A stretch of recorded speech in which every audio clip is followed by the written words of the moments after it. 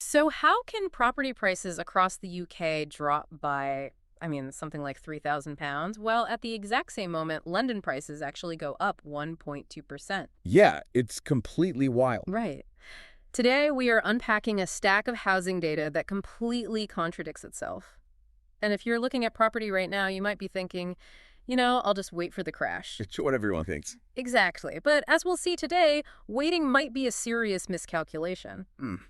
Okay, let's unpack this because London's market is basically defying gravity. It really is. And, well, to understand why, you have to look at the mechanics of a dense micromarket. We are still processing the hangover from the Liz Truss mini budget, Oh, yeah. plus the 14 consecutive rate hikes that pushed the base rate to 5.25%.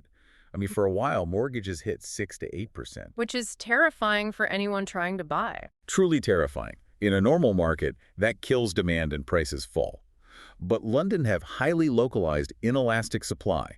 There is simply no space left to build, meaning the baseline demand for shelter always outstrips available stock. Right, so it creates a rigid price floor you just don't see in the rest of the country. Yeah, exactly. Okay, I understand the structural lack of supply, but I'm struggling with the demographics here.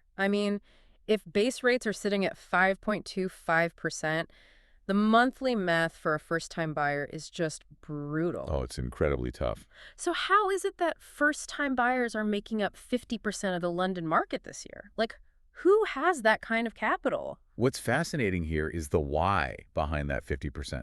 Yeah. It isn't because they certainly have more capital. It's because the alternative, which is renting, has become unbearable. The rents are just out of control. Right, rents have surged so aggressively that London's market is acting less like a property ladder and more like a pressure cooker. The heat from rental prices is forcing the valve, so to speak. Yeah, so these first-time buyers are skewing older, and they are actively choosing to spend more money on less space just to lock in a fixed cost and, stop the bleeding. Wait, but if they're buying older and they're buying smaller, they can't just be doing this in zone 1 or 2. The math still wouldn't work out. No, definitely not. They have to be pushing outward, right? They are. We are tracking a mass migration to the outer boroughs. Well, Places like Croydon and Barking are suddenly topping affordability searches. makes sense. Or buyers are following the Elizabeth line out to Forest Gate and Manor Park. Basically, anywhere that makes a hybrid office commute viable but offers a slightly cheaper entry point. But if you're out in zone 6, compromising on space and paying a high interest rate, why buy right now? Right. Like, with all the external anxiety right now, the upcoming general election, the geopolitical tensions in Ukraine, wouldn't the logical move be to wait out the volatility? Committing to a tiny flat in this environment seems incredibly risky. You would really think uncertainty would paralyze buyers, Hmm. but it's actually just shifting their timeline. It is completely killing the traditional 3-year flip, where you buy, build a little equity, and upgrade. Ah, I see. Because mortgages are so expensive to originate and transaction fees are high, if you manage to secure a rate, you really can't afford to move again anytime soon. So people are buying 10 to 20-year forever homes. They are hunkering down for stability. Wow, so the everyday buyer is basically forced to bunker down in a compromised property for the next 2 decades. But, well, here's where it gets really interesting, because the top of the market is operating in a completely alternate reality. Oh, 100%. Prime central London prices actually dropped 8% last year, and international buyers are treating it like a fire sale. It is pure currency arbitrage. Yeah. If you're an international buyer transacting in U.S. dollars, you aren't just getting an 8% discount on the property price. All right, the exchange rate. Exactly. You are leveraging the historic strength of the dollar against a weakened pound. When you combine the currency exchange rate with that 8% drop, prime London real estate is mathematically the cheapest it's been in years for foreign capital. That is wild. It completely offsets the UK's domestic economic woes. And the scale of these bargains is just crazy.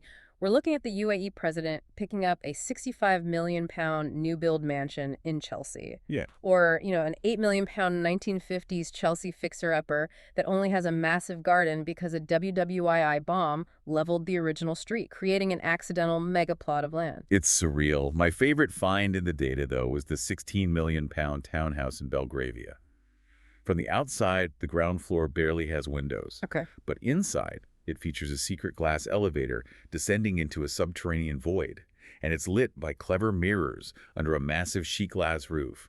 It's literally a hidden subterranean palace. That is unbelievable. So what does this all mean? Ultimately, London is a tale of two entirely different mathematical realities. Yeah, absolutely. The ultra-rich are utilizing currency advantages to build secret glass elevators, while everyday buyers are absorbing high interest rates just to secure a tiny foothold in the outer boroughs to escape the rental trap. Which leaves us with a critical question for the future of the city. If everyday buyers are finally getting on the property ladder, but they are now forced to hunker down in these compromised forever homes for 20 years instead of moving, how will that sudden lack of mobility alter the community fabric? That's a great point. I mean, when the constant churn of London's neighborhoods permanently stops, what kind of culture are we left with?